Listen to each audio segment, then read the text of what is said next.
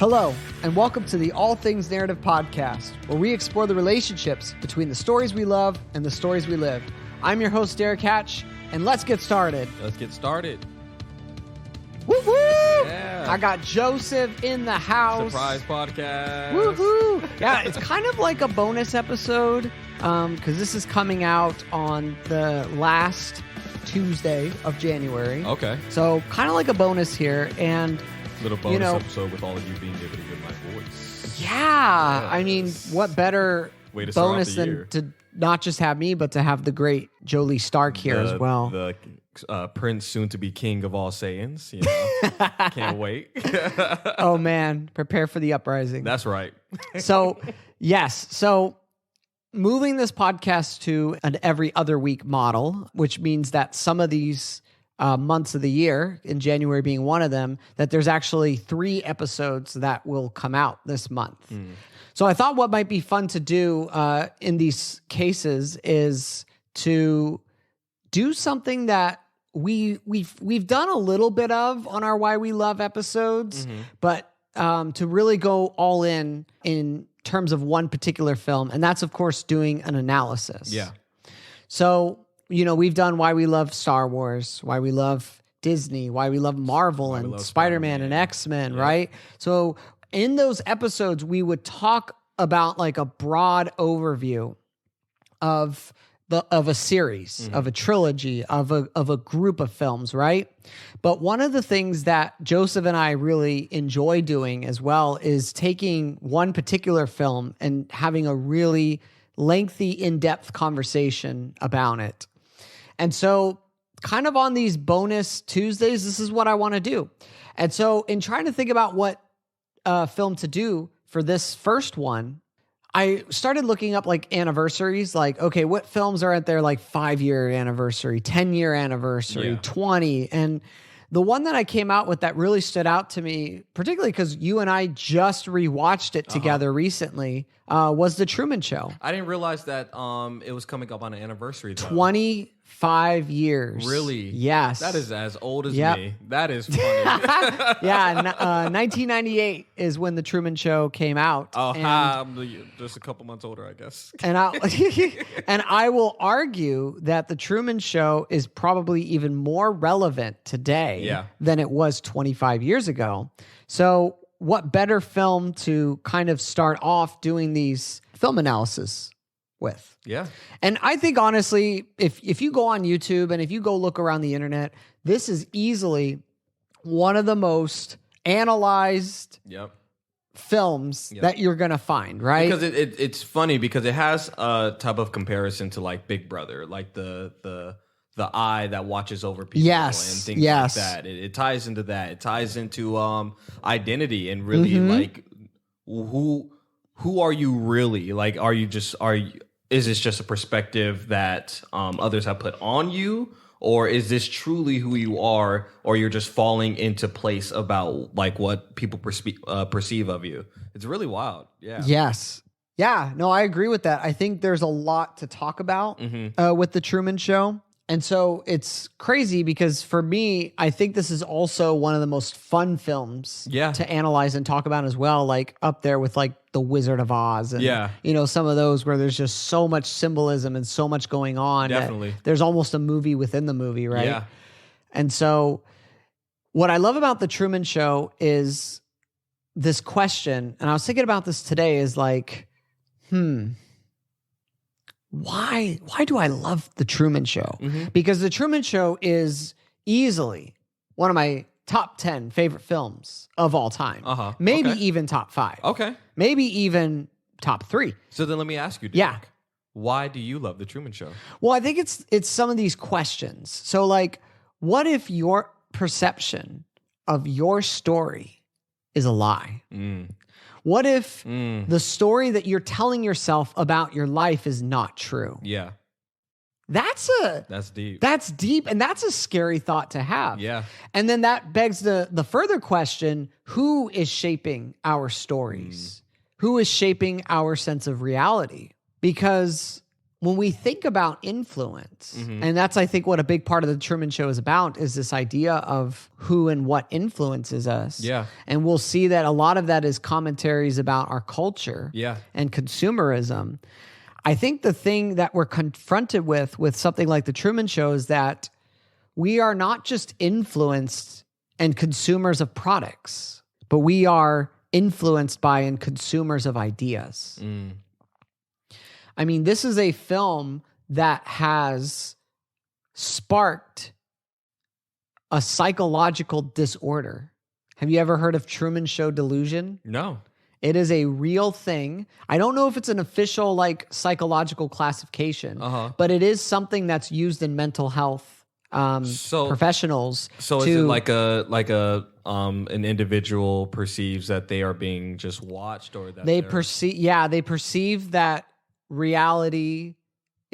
their reality is somehow being messed with, that there are people influencing, people pretending, whatever it is. So this, and I don't think the film started that. I think the film brought to light a real paranoia that people experience. Yeah. And so, yeah, you ready to kind of jump into this? But like, even with that, it's interesting because which came first, Matrix or the Truman Show? It's actually really funny you said that. Matrix came 1 year after the Truman Show. Yes. So it's all just so interesting that they both have that same type of just altered realities or false realities. And have you ever seen Pleasantville? I have not seen Pleasantville. With Tobey Maguire? Nuh-uh. Pleasantville is also in the same line. Wheelhouse of and it came out the same year as Truman Show.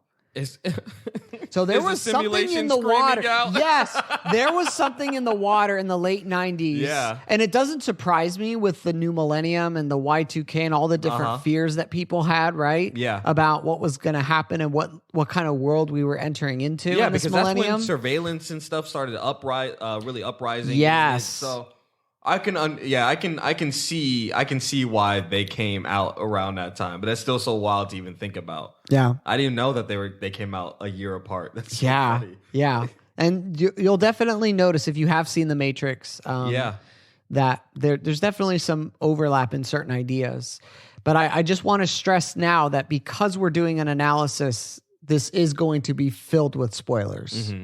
So if you have not seen the movie, again, I think this is one of the greatest filmmaking experiences you can ever have. And it's just a bold statement. Jim Carrey movies. Yes. I love that man in this movie. The performances, the script, the directing, like everything is so on point that I always recommend going in as blind as possible. Definitely. So if you haven't seen this movie, please shut this off, go watch the movie, and then come back for the analysis. Yes. Because this is definitely an experience that you want to have. So with that case, it was really wild when Jim Carrey just exploded. Oh, man. Is that literally or metaphorically? All of it. Bet. And if you enjoy this analysis and have some fun in this episode with us, then make sure you stay tuned to the end of the episode where I'm going to tell you how I can do an analysis for a film of your choice.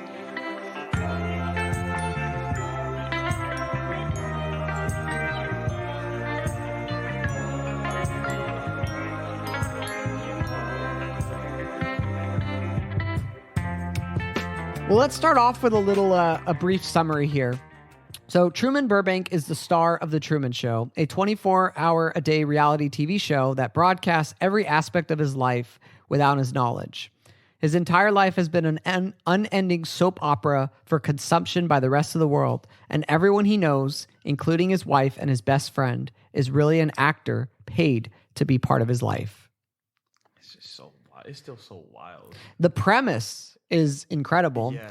There's actually quite a lot of things that have influenced this premise. So when you do an analysis, what we're going to do is we're going to go through the film, moment by moment, right? We're going to move chronologically through the film, and we'll touch on character as it emerges in the film. We'll touch on themes as they emerge in the film. We'll touch on settings as they emerge in the film, right? But we'll move through the story. But before we do that, I think it's important to talk about some of the other stories that influence the Truman Show. Okay. So, have you ever heard of Plato's allegory of the cave? Yes. With there are individuals inside of the cave, and with the shadows that are come into the cave, they make certain shapes inside the cave look a different way. So that's how they see that those images are from the outside. Like if a shadow, if there's a shadow of a tree that goes into the cave, even if it's altered or something like that, they think that is what a tree looks like. That's their perception. Yeah. Yes. And then there's usually like 3 people. Yeah. And then there's one of them that decides to leave the cave. And they come back and they tell the others like, hey, like this is what a tree is, and this is what, and they don't believe him. Yeah. They choose and prefer the cave over, because that's what they know. Over the real world. Yeah. Yeah. And all these different influences, we're going to mention them in the analysis, so I'm just trying to kind of preface them now. Another one is that this is very reminiscent of you ever heard that Shakespeare quote, "All the world's a stage. No. We are merely players in it." So okay, Shakespeare with the bars. Okay. Oh man, Shakespeare's got the bars over anyone. So yeah, all the world's a stage. We are merely players, right? And there's a whole long thing that goes with that. But that's a central idea. Even Hamlet, if you've read Hamlet, he even has this kind of paranoia that there's a drama going around, that others are involved in and he's unaware of. Yeah. This is the most direct influence of this is actually based on an episode of the 1980s Twilight Zone.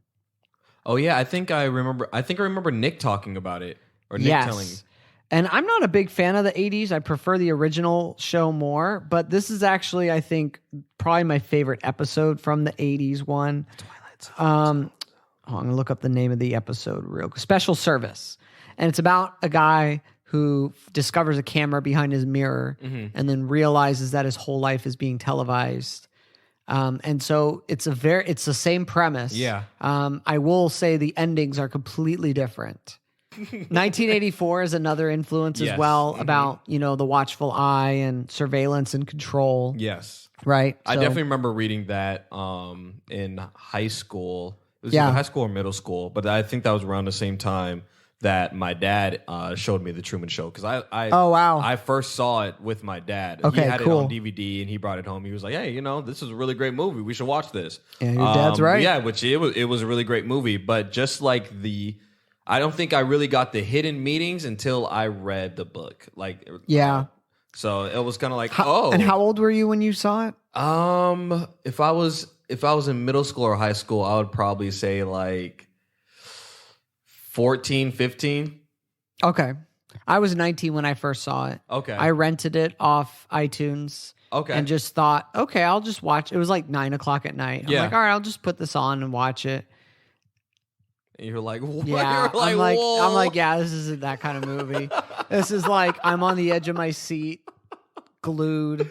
I need to watch it on the TV and not my phone right now. Well, close. I was watching it on a computer. Okay. And then I watched the movie, and then the next morning I went to a store that sold used DVDs. And I bought it, and I brought it to Tori's house. We were dating. Aww. And I said, I don't care what you're doing today. We're watching this movie because this might be the best movie I've ever seen. So wow. And we did. And then the second time I watched it, I caught way more than I did the first time, So it was pretty incredible.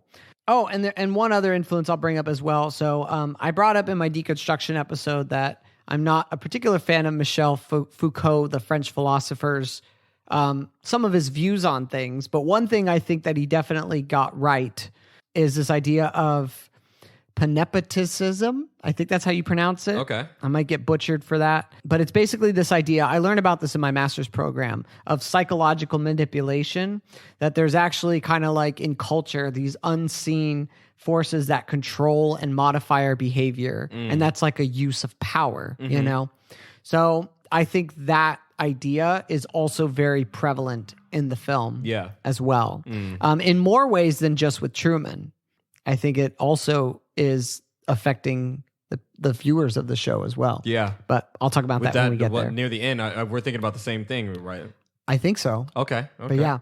So let's jump into this. So, you know, the opening credits already tells you that this is going to be a different kind of film. Yeah. Because in the opening credits, it's not just the opening credits of the movie. It's actually the opening credits of the show. Yeah. Yeah.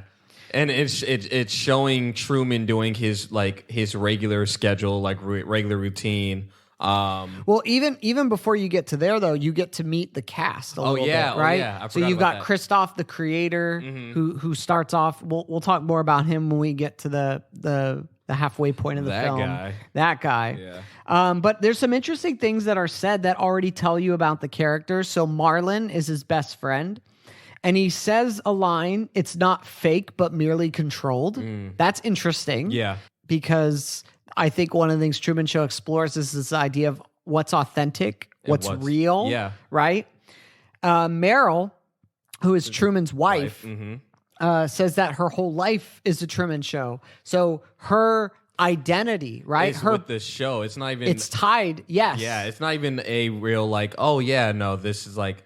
I'm in this role as this person that I actually kind of care about this person. It's just like, no, I am more so like I'm part of the show and I'm part of this team, or I am in this light. Well, isn't it fascinating? So as her being an actor, that she the Greek word for actor is the word that we use for hypocrite.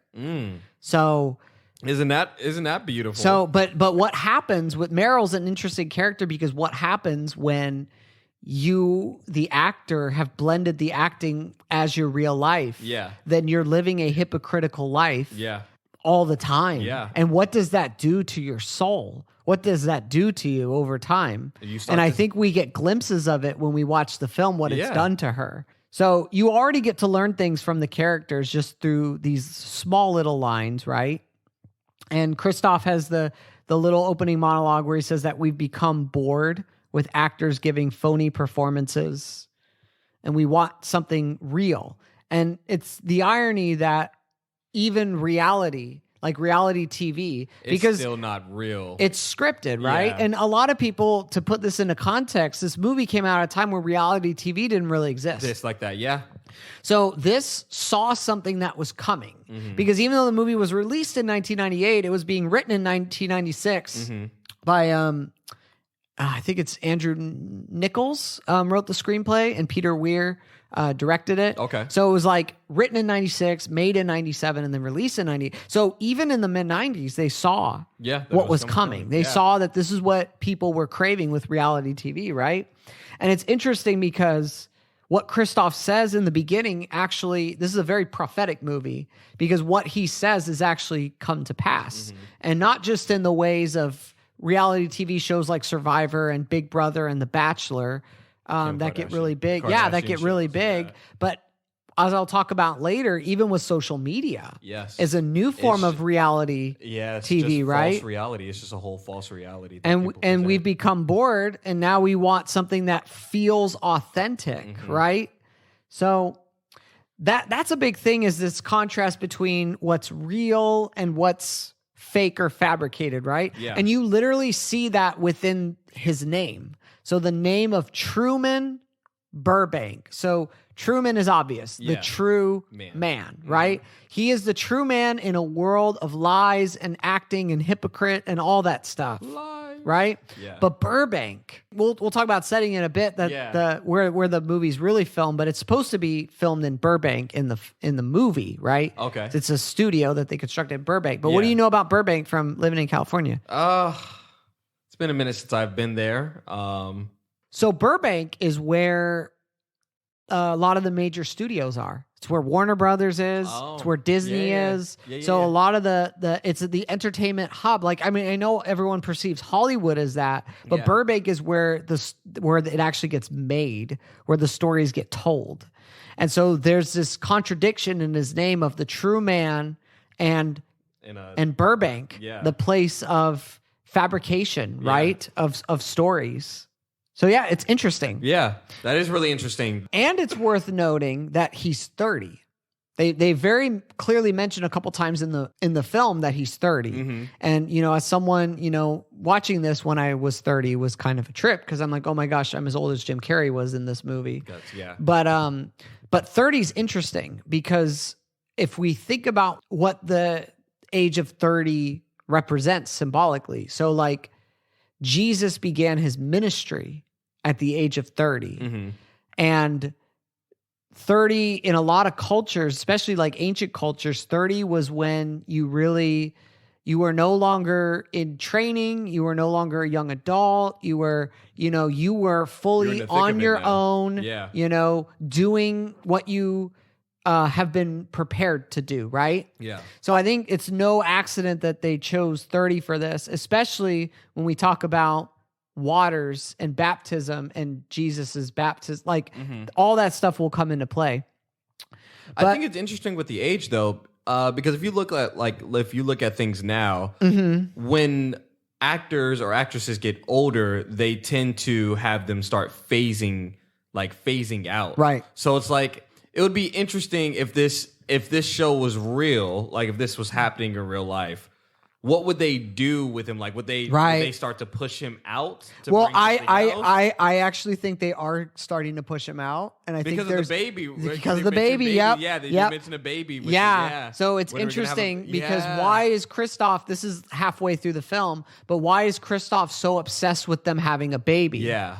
That's not even about Truman. Yeah. Truman just gets Meryl pregnant, but his whole thing, because it's the language. You have to, when you do an analysis, you have to take note of the language, right?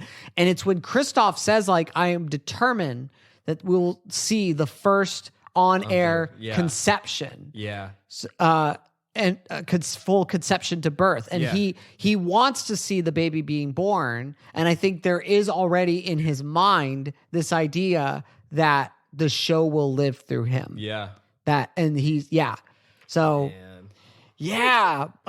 it's interesting. So that's a good point you brought up about the age and whatnot, because I think you do even see some of that commentary there. But when you first are introduced to Truman, he's looking in a mirror. He has these little moments in the film where you just see him in a mirror and he's like drawing a picture of like a spaceship on the mirror, or he's, or a boat on the water. Yeah. Like that, And what they all have in common is this idea that he wants to explore. He wants to get out there, and he's a wilderness explorer. Yes. You immediately learn that about Truman, is that there is something about where he is that he wants to break out of. Yeah. And when you compare how Truman talks when he's in front of the mirror versus how he talks to people, you see when he talks to people, it's very scripted. Yeah. But it's not scripted. That's the irony. But it sounds like you're watching like a 1950s sitcom. Yeah. And so it's interesting because this is a person who literally grew up in a television show. Uh-huh. And that literally has molded his speech, his the way he talks and moves and acts and everything. I kind of think about it with people, like the people that have had trauma, and just like their coping mechanisms and things like that, and just being able to make it seem as in the real world, I guess, in the sense, or around other people, that they're fine or things like that, but actually they're hurting on the insides. But it's just a facade. Right. Yeah. And you get a sense of that when you see Truman and how he interacts with Meryl. Yep. It feels like you're very staged. Yeah. But of course it's staged for Meryl, but not for Truman. Him. Yeah. But it's weird because Truman has become like an actor. Yep. He's become like a hypocrite, not by choice though. Yeah. And you see in that opening kind of conversation there, if you look on the table, there's actually something really interesting that you see there. And it's vitamin D supplements. Oh, that's wild. Yeah. Because there's no real sun. That's actually really This is wild. a movie that I can't think of plot holes that exist for That's it. really because, cool. Yeah, because when you realize later that this is all a studio, right?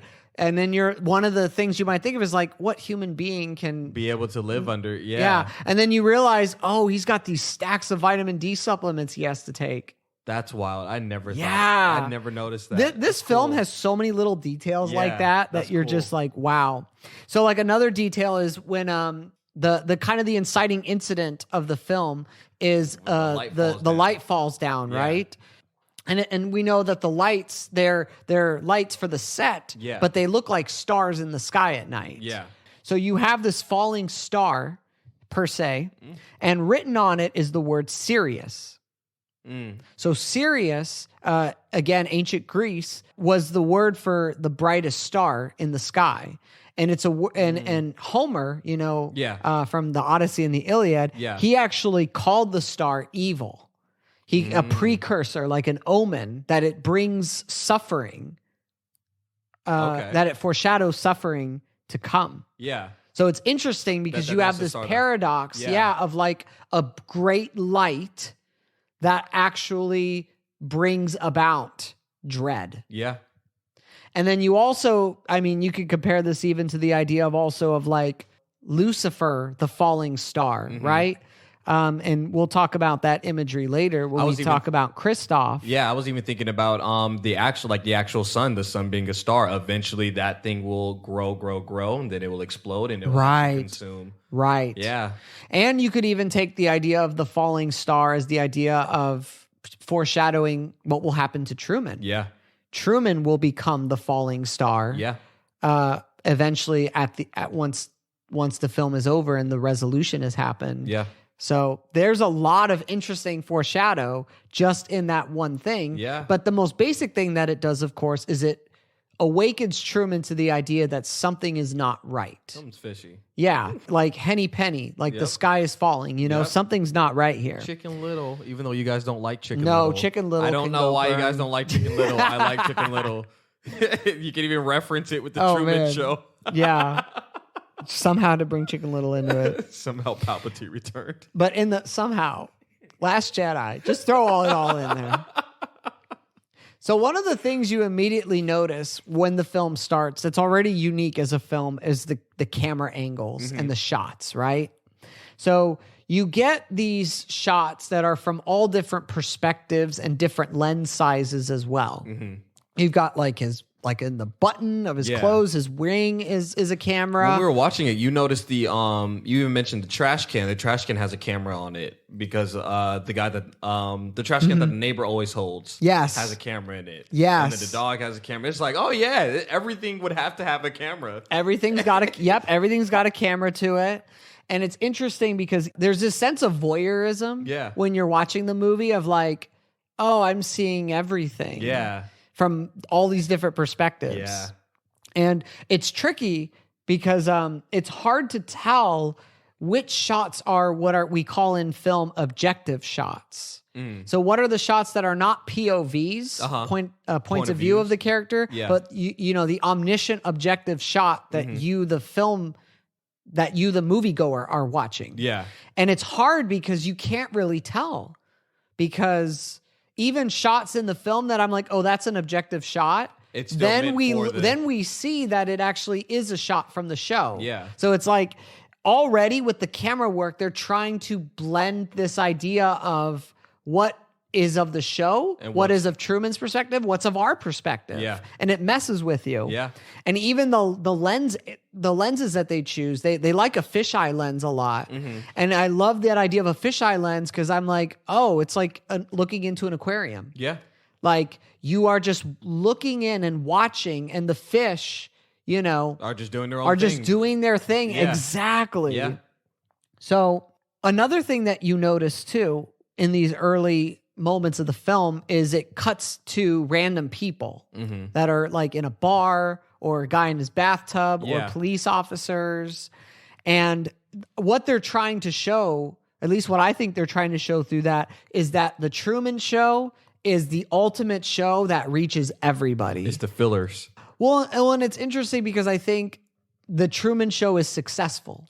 It's in this world. Like, people have bought into it to where they play it, you know, in the background on the bar. You got the grandmas on the couch that watch it. Yeah. You know, like people of all ages and it's been places. a 30-year season show. Yeah. So everybody is invested in this. Yeah. This is like, you know, a universal. And it's interesting because I've talked about on this podcast how stories are universal language.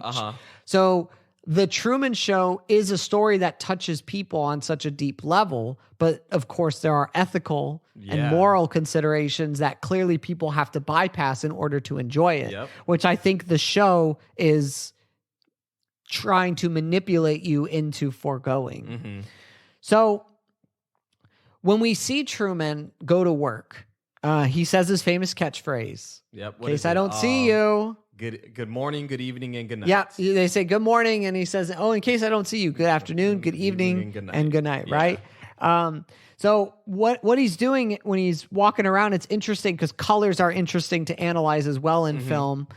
And you see that he's wearing a kind of a very typical like corporate brown. You know, nothing too crazy, but he's got this like this bright yellow shirt underneath, and he wears yellow quite a bit in the film. I think yellow and red in particular are colors that you need to look out for because yellow is a color that typically represents like warmth and happiness and contentment, right? So when we see Truman in that yellow shirt, when we see him wearing that color, you know, there's a sense of like, being, you know, and then the red, there's a lot of shots where he's wearing red or other characters are wearing red. Red is a color for passion. And so it's a color that says that not only is he content, but he's all in. Like the actors, if you look, Meryl, Marlon, a lot of these actors have red or streaks of red in their clothes all the time. And Truman wears shades of red as well. That tells you when he's really all into this, right? And if you look at the color, his clothes change colors over the time of the film to where by the time you get to the end, he's wearing darker colors. He's wearing dark grays and these kind of more dreary colors. I do like that in movies. This is a side note that they change clothes. You see that Truman's clothes will tell you, they tell the story of his psychological state of how he's perceiving the world around him. So another thing that's interesting that you see in the opening moments is product placement. So you see the weird camera zoom ins, right? As Meryl is talking about the cocoa powder. The cocoa powder is my favorite one because it is the worst timing ever for advertising. What are you Absolutely. talking about? Yes. Who are you talking to? Yes. So it's interesting because you see with those product placements, right? How they bring the commercials in, but also how it's working. Because if you look like there's a beer that Marlon always brings over. If you look in the bar, that's the beer everybody's drinking. And you actually see the clothes, like the everything that's advertised is for sale and it's actually working. So what the Truman Show is doing is it's not just telling a story of a person's life. It is actually controlling and influencing the lives of those consuming it and watching it, which is also it will contribute to this kind of godlike power. And it's interesting because the consumers are also contributing to the state that Truman is as well. Yes. So it's this weird effect there, you know?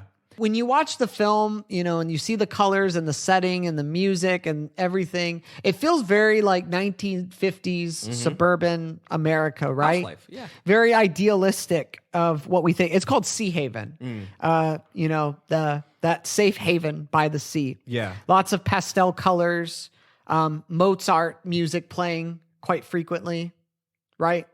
And it's, even though it's supposed to take place in like this studio in Burbank, it's actually filmed in the real town called Seaside, which is right here in Florida, which I want to go to someday. I do too. I want to actually get to see this little idealistic town that's a real place.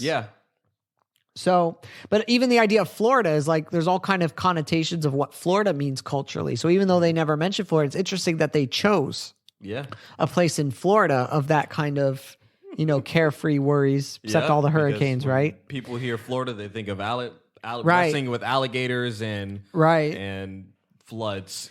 One interesting thing I've thought about with the music, though, and this wasn't my idea, I heard this from someone on YouTube, that perhaps the reason why they do classical music is because it's royalty free, and they don't have to. They don't have to pay. They don't have to pay to use it in the show. Wow. Yeah, but there's something interesting about using classical music as well, and not really using a lot of music with lyrics, because music with lyrics can put thoughts in your head, right? So there's kind of like this nostalgic sense of what America maybe was once like, and I think that's one of the reasons why the people love the Truman Show, why they're so into it, is because it's very nostalgic. But it's very dystopian. You definitely get a sense as you're watching it, like something is just not right here. You see these guys that push Truman up along a wall, and the camera zooms out, right? Well, my favorite one is it advertises for free-range Kaiser chickens. Guts. And I mean, when you hear that, what do you think of? I think of the Kaiser. I think of a hospital. So it's like, is the hospital giving out free chickens? Like, what is this? Well, the idea of a quote-unquote free-range chicken. So a chicken could be free-range, but is it really free? Yeah. And I was like, oh, that's brilliant. That's brilliant. I see what you're trying to say there, right? And you start to see in these early scenes in the first act of the film that Truman wants to get away. He wants to get away from this, right? He wants to embark on some sort of adventure. He wants to travel. He wants to go to Fiji. We got that thing in the classroom when he's a kid, that flashback where he's like, I want to be an explorer. And the teacher's like, oh, I'm sorry. Everything's already been explored. You're too late. So it's interesting because the irony is he wants to embark on one kind of adventure of like, oh, I just want to go to Fiji, take a vacation, right? But really, it's another type of adventure that he's embarking on. That he's exploring. Finding the truth. Fiji, really far out place from where he is. Wants to try to get away. There's very much this very relatable, like at least in this first act of the movie, there's this kind of relatable, like you're in your 30s, you're married, you got a job in, insurance. You kind of got this rhythm and it's kind of boring and you want to break out of the rut, right? So even without the idea of the Truman Show as a whole, already just this character is in a very relatable situation. Just in and of itself, right? And then we get hints that there's some trauma as we see him near water. And then he's just looking down into the boat that's sunk into the water. It's so crazy how all of it was just planned out in the sense of how to keep a person staying at a certain place. And like, yes, they may want to venture out, but due to their trauma, they will not venture out. Like how controlling that is, how manipulative that is. Because he wants to travel. To get to Fiji, you have to travel by sea, by airplane, by boat, right? But he can't do that. He can't.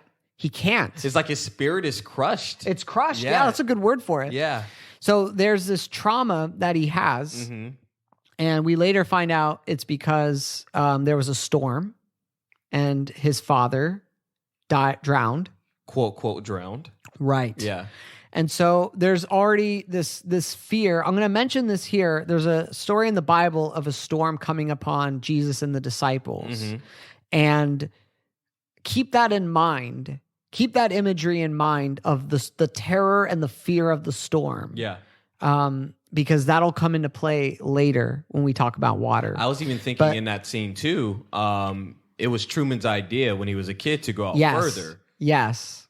And how messed up is it? So they make him believe that it was his fault, right? And literally Sea Haven, the name and the design of the town is meant to keep him in this perpetual state of trauma. So it's a whole other level of evil. But in the midst of all this, we see that there's a glimmer of something good for Truman happening and something that seems real. And that's, of course, with this character in the show that's name is, I think, Laura or Lauren. I was going to say, did they ever mention her name? But her real name is Sylvia. Yeah. Sylvia. Sylvia, yeah. And so we get the flashback of the scene where Truman is I think he's in college. And it's the prearranged first meeting with Meryl, right? Yep. But he sees another girl that he's attracted to. Yeah. So he goes over and talks to her, and they have a little conversation, and then they talk again in the library, and she's kind of like, I'm not supposed to be talking to you, right? You know, trying to whisper and keep it down low. She's got that pin that says, how will it end? And, you know, he's like, I've been thinking about that myself, you know, so there's some great chemistry for the very short screen time they have together. And then she got napped. Yeah. It took her away. So, yeah, it's interesting because they try to be spontaneous. Yeah. She tries to be spontaneous. They try to leave and they go to the beach, and she knows that time with Truman is really short. Yeah. And it's interesting going back to colors because she's wearing red the whole time. I didn't even notice Yeah, that. so as in like she's all in as an actor. She's passionate about it. Yeah. When they get to the beach, she throws off. It's a very intentional thing she does. It the scarf? She throws off her red scarf. Yep. And then she tells Truman the truth. Oh, that's good. Yeah. That's good. Okay. So as the people are coming, that's when she says, she holds up the sand. All of this is fake. All of this is for you. Yeah. And then that's when the actor who plays her dad is saying, we're moving to Fiji. And, right. And then they never sees her again. Yep. You know? So it's sad because you see that Truman is trying to be the true man, but Burbank is infiltrating. Yeah. In that moment. And it goes to show that true love is the one thing that you can't ever control, contrive, manipulate, right? Yep. Like love is real. It is that. And the show, despite its best attempts to try to move Truman past that by rushing the marriage to Meryl and then, you know, his mom getting sick and all that stuff, there is a piece of him that's still longing for not just Sylvia, but I think what Sylvia represents, right? She represented a sense of like freedom or a sense of just being oneself. Yeah, and I think this is where Truman's deconstruction really begins, because this is where Truman starts cutting out the magazine clippings of different women to try to piece it together. So there's that image of deconstruction and reconstruction as he's trying to, and this is interesting because he's taking the media. He's taking magazine, he's taking media, and he's cutting it out and trying to piece it together to figure out what's true. Yeah. How is that not a commentary for today? Yeah, that's wild. Right? Yeah. Literally cutting through, trying to take pieces and figure out what's real. Yeah. So that image right there is powerful. Yeah. And then, of course, Truman begins to suspect that something is wrong. Something's amiss. Yes. We're moving more into Act 2, where Truman is becoming more conscious. And he's starting to become aware of what's happening. Oh, and I got to mention one thing with Sylvia about the music as well, real quick.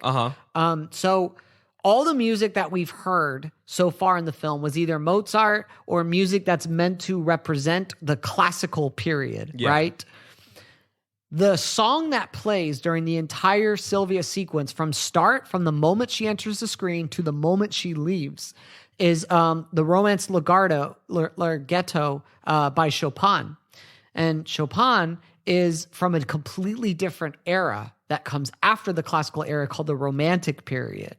So it's interesting because there is almost this foreshadow with the music of pushing forward, of pushing beyond what's there, right? So I just want to mention that because that's cool. No. I think there's a lot going on with music. Fun facts for you music people out there. Yeah, right. Well, and he notices the radio dials. Yeah. He notices something's off, right? And he hears the transmissions. And where they're giving out the which directions he's going. When one of the sets with the elevator he goes in, he sees the elevators he there. stands in the middle of the road and then he goes to Meryl and he says, all right, I predict that there's going to be Lady in the Bike, the dented fender car, right? So he's starting to realize something's wrong. No, I was going to say, I think it would be like even crazier if we didn't know as the audience that he was in a TV show and finding it out like when he was finding it out. Well, I think that was actually the original plan. Okay. I think if you, and again, I might be wrong. I think if you read Nichols' original script, I think that, because it was a much darker film, I don't think you were supposed to know in the beginning. But I think what Peter Weir and what Paramount probably realized is you can't, how do you market something like this? Yeah. The premise is what you have to market. Yeah. And so I think even with the beginning of the film, they just figured, let's tell them. if we have to tell them, let's at least do it creatively. Yeah. So yeah, I think the Twilight Zone episode though, you do get that impression that you don't know what's going on because he just seems so crazy, and Jim Carrey pulls it off as this person. Oh my gosh! Yes, I fully believe something is going wrong, but it's kind of well, like, it's a very everything he does is very consistent in character. Yeah, like I buy even when he snaps, I buy it. Yep. So, he talks about that. He tells about with Meryl, like it's just going round and round in circles. Yep. Circles is interesting in this part of the movie because literally he goes when they go in the car and he says, let's go for a drive. Yeah. They start the drive going in circles on a roundabout. Yeah. Going really fast. Yeah. And then he says, I'm being spontaneous. And he leaves the circle and he starts driving in a line, right? To where he gets to the bridge. And she's like, "Oh, Truman, just let's go home. You won't be able to do it. You won't be able to do of water." Yeah. And then he guns it. And the music, oh gosh, the music is so good in this part of the film, And there's like he drives through fires and everybody tries to stop this guy. He wanted to leave, and there was no stopping that man in that moment. And even the guy at the checkpoint, and he's like, "Okay, it's a chemical hazard." And then he's like, "You're welcome, Truman." Yeah, and it's like, the cover's being blown, And then it's so sad this part where Truman runs out of the car and he gets tackled. Yep. You see, he's desperate. To break out of this. He knows something's not right. Yeah. And then we get, I think, a really pivotal scene, the cocoa powder scene. Yep. So when Truman... The final straw. Yes. When she does that, he's grieving, trying to figure it out. You need help. Why don't you try this new cocoa powder? Yeah. What the hell are you talking about? I've tasted other cocoa powders before. There's none like this. Yeah, and it's interesting because when you see the cutaways between Truman and Meryl, you see that Truman has a very steady camera shots. Yeah. And Meryl's are very all Zoomed over the in, place, right? So it tells you something is not working between them, you know? You can even tell with hers, she's still trying to push through a character. Yes. Even in that moment, she's afraid. She's the hypocrite. Yeah, she's the hypocrite. She's just pushing through a narrative. I will go as far to say she has sold her soul. To the Truman Show. Most definitely. To where she is thinking, the thing she is thinking first and foremost, and again, this is just show and trying to get in a character's head. Yeah. There must be a lot of people watching right now. Yep. If I advertise this, I might get more money. Yeah. Because I think she's partially in it for the money. Yeah, no, she's the one who does more advertising than anyone else on the show. Mm-hmm. She probably gets a bigger cut because she's in a major role. And she doesn't. She's the only one. If you listen, like to Marlon and other characters, she's the only one that never goes away. Yeah, never takes a vacation, never anything. Yeah. So she's never on a break from the Truman Show. She's made it her life. I don't know what she does with all that money because she's still in the same. Yeah. So I don't know what she's planning, but maybe she was planning to get a divorce and then, or even have the kid and write Truman off, and then she would have so much more money because she would be the mother of the Truman son or daughter. Yeah, but you don't see them together in a shot. Even when Truman, starts to snap, it's a back and forth shot between her, the POV with her pulling out the kitchen silverware and all that. And then the shot you see of them together is Truman holding her. Yeah. And that's when she cries out, "Do something. And she's looking up. Yeah. And it's like, what? Wait a minute. Who are you talking to? Yeah.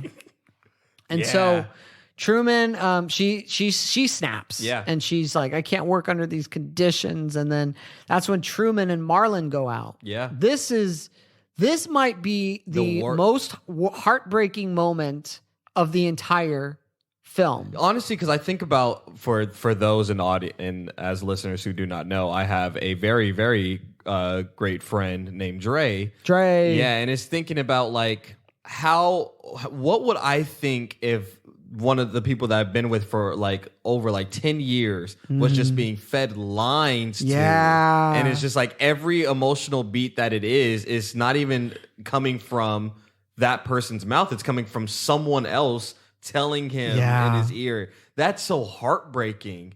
Well, and Marlon's saying if everybody's in on it, I would have to be in on it too. Yeah. You can't tell. This is what's amazing about this actor who played Marlon, though, and about that scene. I cannot tell, and I don't think you're meant to tell. I can't tell if Marlon is genuinely upset that this is what's happening and that he has to lie to Truman, or if he's that good of an actor that he's pulling it off. Yeah. Which is incredible. Which is, to be honest, which is probably worse. Right? Yeah. Yeah. So you can't tell. You can't tell it where if there's, but you see that Marlon has had to also sell his soul in a sense and sacrifice his humanity to play this, to be this hypocrite, to play this role. Yeah. For this fame and whatnot. And so that's when the decision to bring Truman's father back, who he sees, another red flag he noticed was a homeless man that looked like his father who tried to get into the set. Yeah. But they decide to bring the father back, and it's that scene where now we get to see behind the scenes. We see Christoph directing the camera shots. We see music. So now we actually know that the music in the film that we've heard is actually scored by Christoph and right? So that puts a whole other dimension on the score. It's a genius idea to bring, for Christoph, from a storytelling perspective, to bring Truman's father back, because in the hero's journey, there's this step there called the atonement with the father. And Joseph Campbell talks about this longing that we have, that when we come of age, come to this level of maturity, that we have this kind of natural hostility with the father, like the father figures, right? As we grow up, especially men. And so there is this longing to be reconciled with the father figure, or that which represents the father. It could be God, it could be authority, right? Yeah. And so by giving Truman the atonement with the father, Christoph is actually fulfilling a piece of what Truman as a human being is longing for and giving it to him in a very godlike way. Yeah. And in a very mythic way. Yeah. Because, of course, the people eat it up. I'm overheated, can hardly sleep at night, doing crazy dreaming, you're the reason why. Now, it's in this point, this is the halfway point of the film. This is when we realize that what's fully going on behind the scenes. Yeah. So we see that Christoph is up in the moon, that is his headquarters there, right? Now is a good time probably to talk about Christoph as a character. I also think it's funny in this universe that they spent money like on an entire TV set like that and couldn't put it towards like a better use towards humanity. But but I also think like that's kind of how actually real life is. That is. No, it's so true. That's good. Oh man, it's just so wild. Yeah, so it's pretty immaculate. Yeah. What when you see it, it's all put together. You see how much it takes up. Yeah. And so we do get to learn a bit more about Christoph here. Now, when you hear the name Christoph, or you look at the spelling, it's interesting because the spelling of Christoph is like, it could be like of Christ. Like he is like a Christ figure. Or if you say it, it's Christoph as in like an off of Christ. Yeah. Right? So again, already kind of blurring your perception of this person and whatnot. But this idea of him being in the moon is interesting as well. Because there's this whole idea in ancient cultures of, worshiping the moon, and that the moon is kind of directing fate and directing the tides. So Abraham in Genesis 11 and 12, he comes out of this culture of the is it Abraham of the Chaldeans or I'm trying to blank of the specific name of it, but it's basically a culture that's the precursor to Babylon, right? And that culture will worship the moon. Moon worship was actually very popular with Abraham. Oh. And so when God comes to Abraham and says, leave everything and follow me, God is essentially, in a cultural language, saying, no longer look at the moon, no longer follow me, follow that. Yeah. Now I want you to follow me. And so it's interesting because there's already this sense here that Christoph is the false worship, the false God, right? Yeah. And that there is some sort of true God that is going to lead Truman away, like an Abraham, you know? Like Truman is sensing that call to leave everything. But what we also see is this idea of Christoph as kind of like a god of entertainment, right? We see that he is at the highest place, and that he's adored.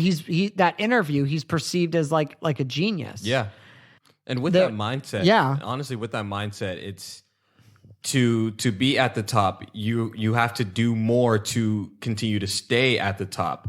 Which, as he does, he's again still like, how much are you losing your soul to what you are doing? Oh, I think Christoph is completely gone. Like it's just completely. Well, and this is, I think, what makes him. He's such an underrated film antagonist. Yeah. Because not only... He's the worst villain. He's worse than Thanos. Well, here's the thing. Thanos... Everybody knew Thanos was wrong. Yeah. Christoph has actually convinced the mass public... that he is right. Yeah. That is wild. Yeah. That's how good of a manipulator he is. He has convinced everybody that what he is doing is right and good. And even worse, and probably in that society, it's a turning of a blind eye, right, as well. Because how many things in culture today that are just we just look to as blinded to just because it's relevant and it's popular and it's good for what's happening, right? For it's quote good of what's happening out here. Well, and this idea of him being like this godlike figure, he's using Truman to sell these products. And there's this idea in postmodern critiques that in postmodern societies, which is what we're in, that's what we live in, that people will get their value from what they consume. Because when you have knocked down all these pillars that people have held on to of identity, they will get their identity from what they consume, and they will build their identities around pop culture. So Christoph is aware of what he's doing. Yeah. He is literally reconstructing. He's using his inside world of the dome to reconstruct the real world. Yeah. So that is the scary thing about when we get to the end and we think about what will happen to Truman, is that Truman is still in Christoph's world even after he leaves. Definitely. Right? And I think the part that really shows that is right after Truman leaves and everyone cheers and it's such a heroic moment. The two guys that are watching are just like, all right, well, next, what else is on? What else is on? Yep. You just witnessed somebody realize that their entire world was a lie and now are coming to step into the real world. Yep. And your next thought is, all right, well, what's the next best blockbuster or something like that? But that's so true to today, though. It is. All these things are so true. Oh, my goodness. I mean, I'm telling you, it's 25 years later. It's more timely now than ever. Man. So there's two different interpretations I've been able to find of Christoph. So the one that being from a Christian worldview that I hold to, that I noticed, is this idea of Christoph being some sort of Luciferian figure, right? Some sort of figure that is trying to whisper in people's ears and tell them how to say, and people selling their souls, right?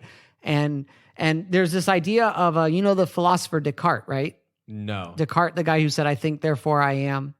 Renaissance thinker. I didn't know the name, but yes. So with Descartes, he had this idea that there was a demonic power that had the ability to alter humanity's perception of reality. That there's an evil spiritual force that can change the way we see what's around us. And so that's the interpretation that I have of Christoph. And what I think they're getting at is that kind of Descartes idea Christoph representing that power that can alter reality. Another reading that people have is a Gnostic reading. Okay. So the Gnostics are those who were at odds with a lot of the early, more mainstream Christian sects. And the Gnostic reading is that Christoph is representative of what's called the demiurge. So the demiurge is also known as the creator god. So Gnostics believe that the God of the Old Testament is evil. Oh. And they believe that Jesus was coming to liberate humanity from that God, from that evil God, and that the demiurge is a God that is trying to propagate itself as the one true God, but is really a lesser God, and that the serpent, who the Gnostics would say is Sylvia, that the serpent is trying to liberate Adam from that deception. So God. in Gnosticism, they see the serpent as the hero. They see the serpent as the liberator, the one who's trying to bring knowledge of good and evil, to get Adam out of his Eden and into consciousness, right? So those are both readings I think you can get from the Truman Show. I think you can read it in those ways. I think, again, that's what makes Christoph such a compelling antagonist, is the ways that people analyze him.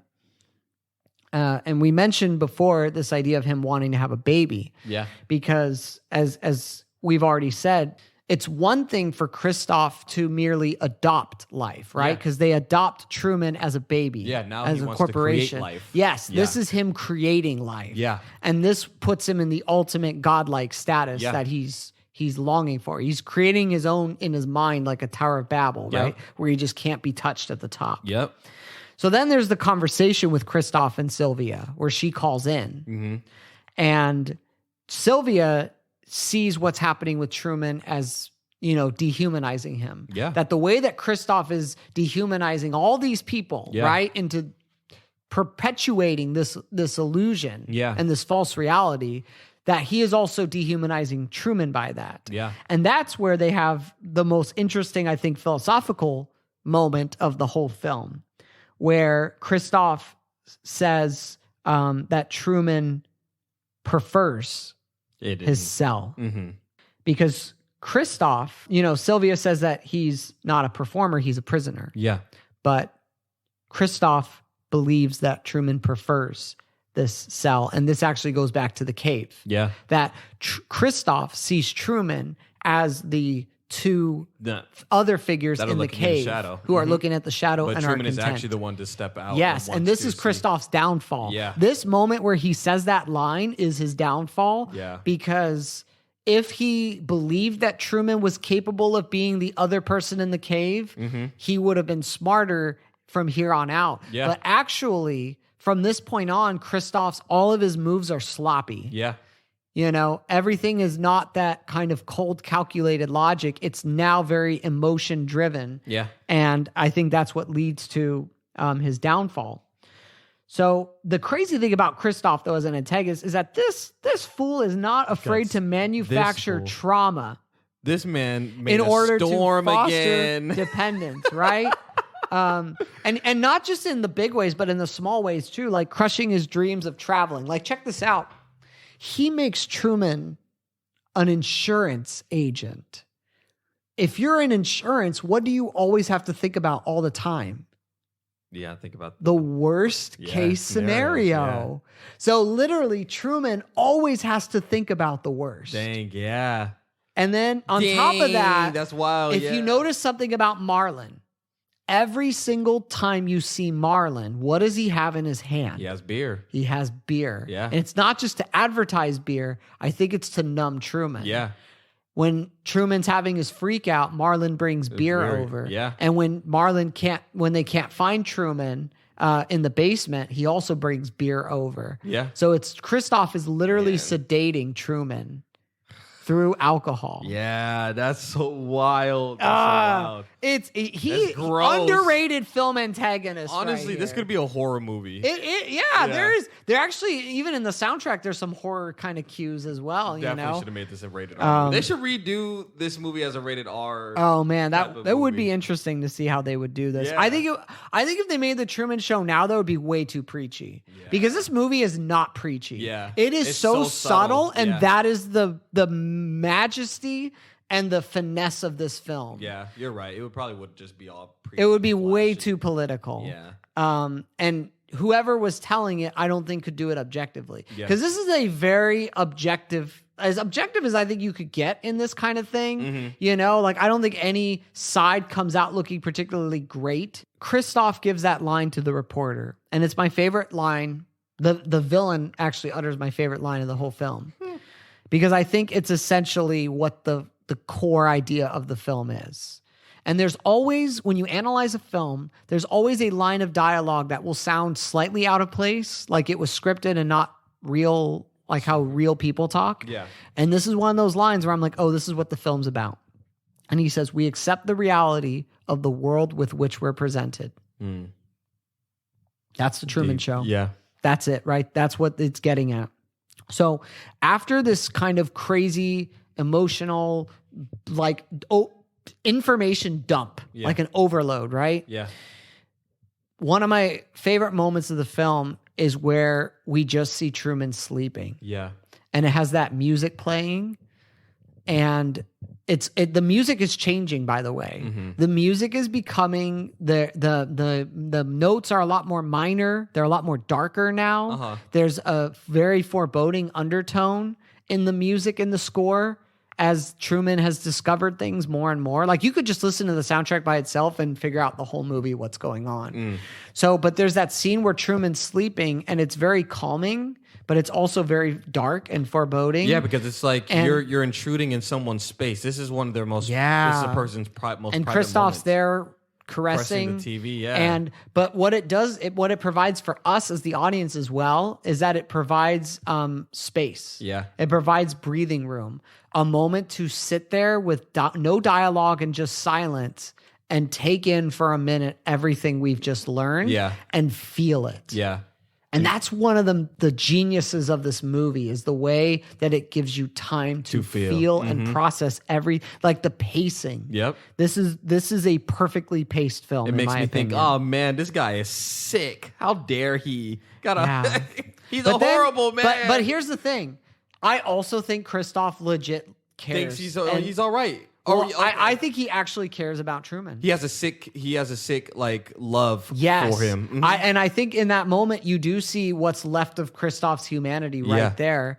Is you see what's he thinking in his head? Like, is he thinking, oh, what? I can't believe I put you through this. Because you just wonder, you know, what's going on. And then it's even crazier because we're talking about how people the actress that plays his wife put her entire identity into this show. Right. Thinking of this with Christoph as well. He put this is his entity. This is who he is now, or who everyone's going to remember him as. So to maintain this status quo is all he can really try to do, because if not, then who is he at that point? Right. Yeah. And it's a very crazy that once we come back to the Truman Show, Christoph is trying to give him everything. Yeah. He's trying to give him the promotion, give him a new girl. Yep. Right? Trying to throw all these things in. His father's back. Yeah. And it's this very Luciferian idea, a very satanic idea of the world revolves around you and is just here to serve you and give you what you want, right? Mm-hmm. So there is that temptation, that Truman might have of just, this feels good. Yeah. And this is where it differs from the Twilight Zone episode, because the Twilight Zone episode ends with the man giving into the temptation. Oh, really? Yes. Once he figures it out, but he realizes what he could have. Oh, he surrenders. Let me just be in this. Wow. He surrenders. Okay. So it's a much darker ending as he surrenders to his cell. It's like the guy from The Matrix that sold out everybody. Yeah. Yeah. So, there is that wondering, like, is it going to go that way? And it doesn't, because we see that Truman, he escapes. Yeah. And that is the best word for it. He escapes, and for the first time, they have to cut the transmission. Yeah. So already, Christoph he's losing it, right? But then he sends Marlon, and they can't find him, and then he cues the son. It's another sloppy move right there, right? But then, of course, we finally find... and he takes his wedding ring off, too, which is interesting, right? Because then they can't follow him. But then, of course, we find Truman on the water. And we're like, bravo, boy, bravo. You're on that. Go ahead, You sail. go on that boat. You sail, You bro. do it. You sail away, you know? So... Truman at this point is determined to face the storms. Yeah. He doesn't want to hide or run away. He doesn't want everything handed to him. Yeah. He's in search for what is real. And it's interesting because it's the idea that by facing your suffering and facing the storms of your life, that is where you encounter true meaning and purpose. Yeah. Yeah. Because it's not comfortable. It's not. Truman to sit there on the boat and face his fears. But he knows it's what's necessary. Yeah. Yelling out to the storm, being like, yes. Is that the best you could do? Yeah, you're gonna as have the to storm, kill me. Yes, as the storm is coming down. There's a lot of symbolism too going on in this moment. Yeah. So, for example, there's 3 core symbolic things happening here with the boat itself. So number 1, written on the boat are the words Santa Maria. You got to understand with film, none of this stuff is by accident. So the Santa Maria is the boat that Christopher Columbus sailed on and discovered the New World. So all 3 of these symbols with the boat are all symbols that designate some sort of new discovery, freedom or new discovery. So the Saint Maria is the Santa Maria, sorry. That's the first one. The second one is an eagle. And that's an obvious one, right? Yeah. America, freedom, the revolution, American Revolution. Yeah, the eagle has always been a symbol, even long before America, of that freedom, right? Yeah. Then there's a third one, and there's a flag or a sail that has the number 139 written on it. What does that mean? And it's an allusion to Psalm 139. Okay. Because Psalm 139 is about the intimate knowledge that God has of David. This is the psalm where he says, you have knit me together in my mother's womb. Yeah. You know, fearfully, wonderfully made. Yeah. You know me, in the intimate, the dark place, right? And then it ends with the search me, O God, and know my heart. Test me. So... you're being tested. You're being tested, my guy. Yeah. So all 3 of those symbols designate something together that tell you of what's going on in that scene, right? Yeah. And then, of course, you have the storm coming down, and Christoph being willing to kill him. He's going to die in front of a live audience. Yeah. So he was born in front of a live Christoph audience. has this godlike power over Truman causing the storm. But Truman holds on for his dear life. They cut the storm. And when we see Truman, again, the symbolism is just apparent. So water has just washed over him. So remember the baptism when I mentioned earlier, remember that he's 30? Yep. So it's when Jesus had his baptism that he was able to perceive clearly, his role, his ministry, right? Because he hears the voice from heaven, you are my beloved son. Yeah. So this is a foreshadow that Truman is being baptized. He's about to hear a voice. Yeah.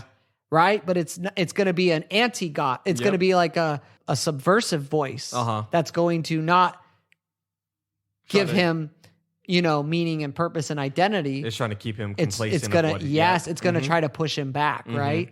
So interesting there. Baptism, whenever you see anyone washed by water in film, baptism imagery, and it's basically the idea of you're dying to one thing and you're coming alive to another. Yeah. So this is the moment where Truman is officially dying to the Truman Show, and he is becoming the true man. And another, you think of like Noah and the flood. You see like Noah has survived the storm. Yep. You see Truman literally has his arms out like he's on a crucifix, right? So there's this idea of death and resurrection that's just permeating the scene. And this idea that the media will try to kill what is real, but you must hold on. They are trying to kill. Derrick. The media is trying to kill the true man. Yep. They are trying to kill the only real thing in this fabricated world. Yep. But Truman, all he has to do is hold on long enough, and then he will emerge. Yeah. Truman, he's basically like a reverse Jesus in this film, because whereas Jesus was a special person that everybody thought was ordinary, right? And didn't realize until later how special he truly was with his resurrection, right? Yeah. Truman is the opposite, where Truman is perceived as special, but his whole journey is in becoming, in realizing that he's normal. Yeah. And it really symbolizes this idea of how this consumer culture, this thing that Christoph has built, makes us feel like gods, makes us feel like that, oh, I've become the true man. Yeah. But of course, the film is arguing differently, that Truman is not divine. The world does not revolve around us as people. Yeah. That we are just human. Truman is the true man. Yeah. So then we have that moment where Truman approaches the edge of the world. That's always an interesting thing in stories too. The idea of the edge of the world is where chaos exists, right? Uh-huh. And water is also symbolic of where chaos exists. So there's this idea that you get to the edge of the world and the boat crashes. Yeah. And the veil is torn. Literally torn, bro. You know? Yeah. So more biblical imagery there. But he has that moment where he touches the sky. Ah, such a moment. It's a deep moment. It's a deep moment. Yeah. And then Jim Carrey should have won an Oscar. I know everybody says that, but I agree. Like this performance, the way he balances the comedy and drama and the tension and the craziness, but this moment, you just feel the heartbreak. And it's actually the score. So my wife noticed this before I did when she watched it the first time, is that the score is doing a version of the old hymn, There Is a Redeemer.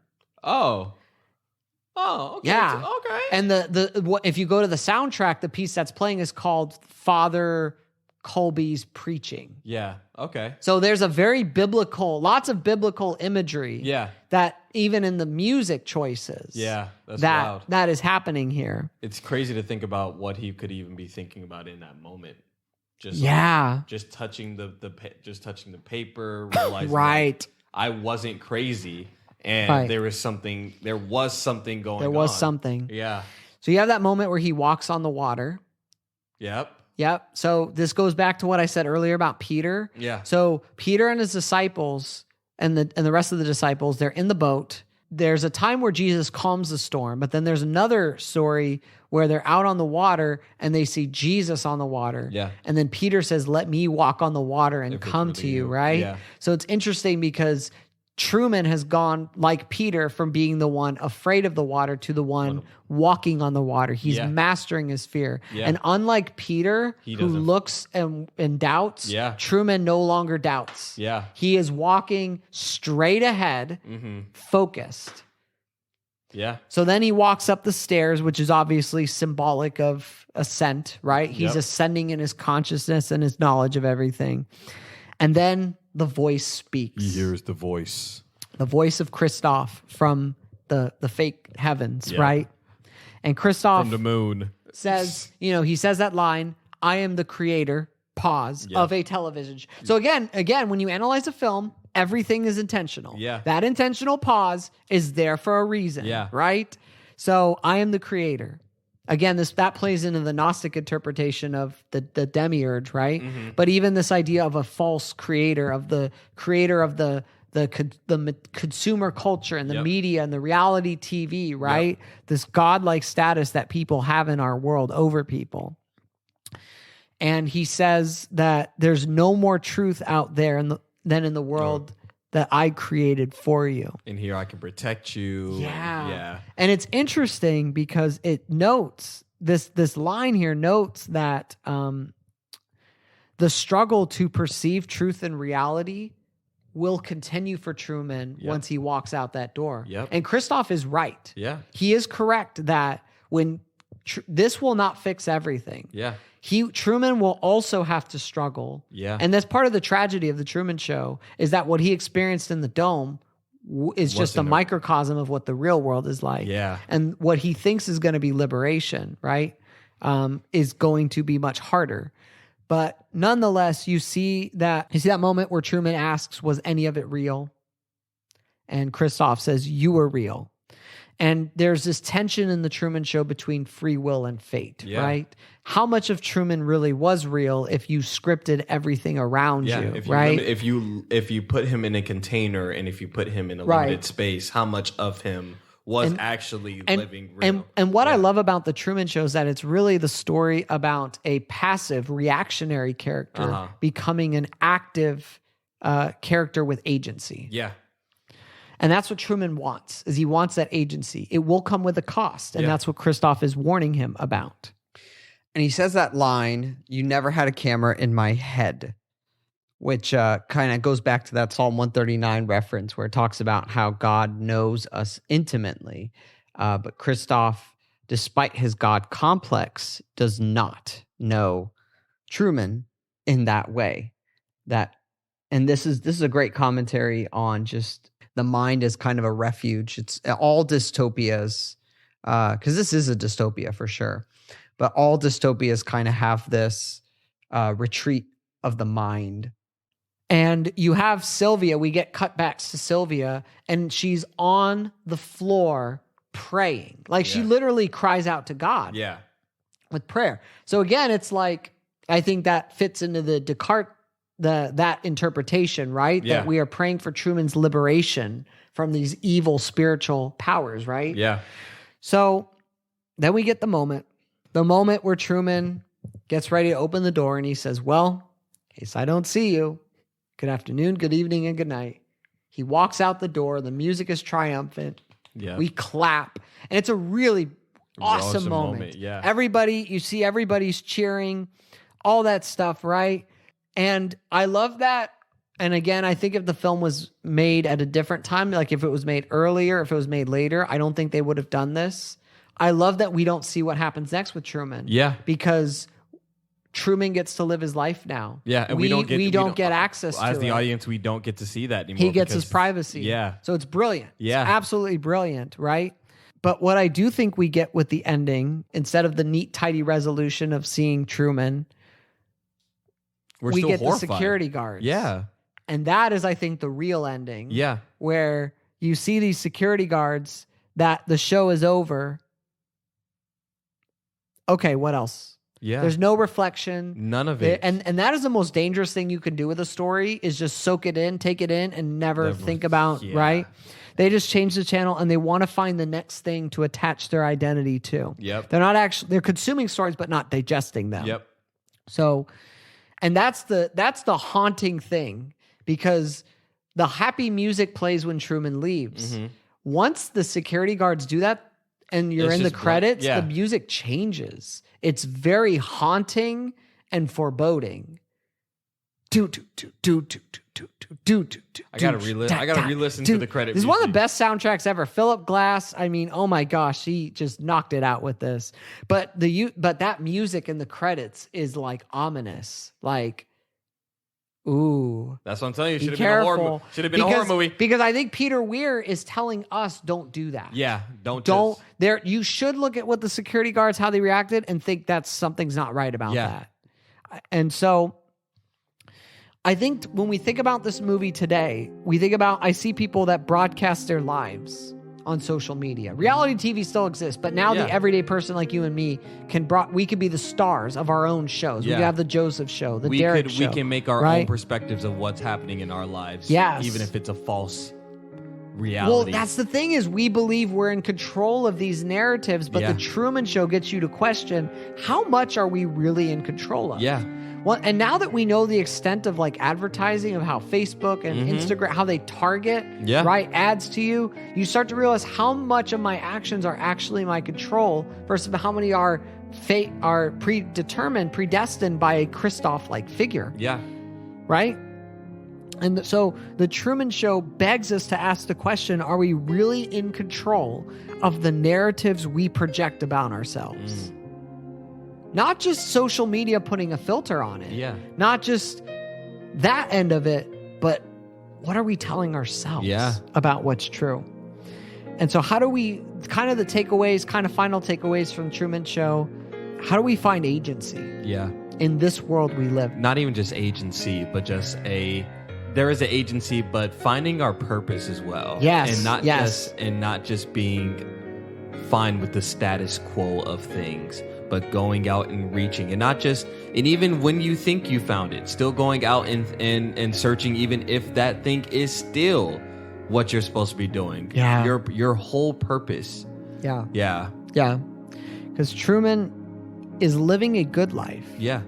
But is it a meaningful one? Mm-hmm. So often we are after the good life ourselves. But is it what we're really in search of?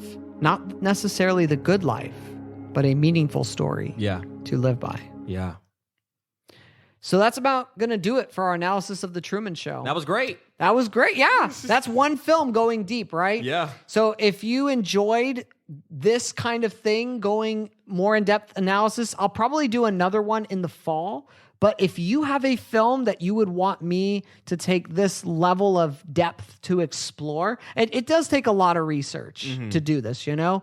But if you are interested in this, on our Patreon that we recently announced at the top of the month, at our Patreon, I will do an analysis of a film of your choice. And I will try my best to find everything I can to go to this level of depth. Go to our Patreon page in the show notes here. Check that out. And I would love to analyze a film for you, just as a thank you for supporting this podcast. So, Joseph, any final things before we wrap? No, just please visit my YouTube page at Joe Lee Stark 25. I was just able to release a movie myself to finish off the year, which we're gonna go watch right now. Yeah, I haven't seen it. I'm in the movie, guys. I'm in the movie. He's in the My movie. wife is in the movie. Watch Joseph's it. in the movie. Is Jason in the movie? Jason is in the movie. Oh my gosh. Is Nick is in the movie? Nick Is Dave in the movie? Dave is in the movie. Oh my gosh. Everybody who's been on these Why We Loved is in the movie. So you guys need to go Okay, see you it. gotta Even go check Daniela this is out. in this movie, so you guys need to check it out, please. Bet. Our Saviors Civil Bet. War. If you can't find the page, just type in Our Saviors Civil War. And again, my YouTube page is Joe Lee Stark 25. Yes, Bet. please. All right. Join us next time for another exciting episode of the All Things Narrative Podcast. # Mutant and Proud. Till the uprising. # out.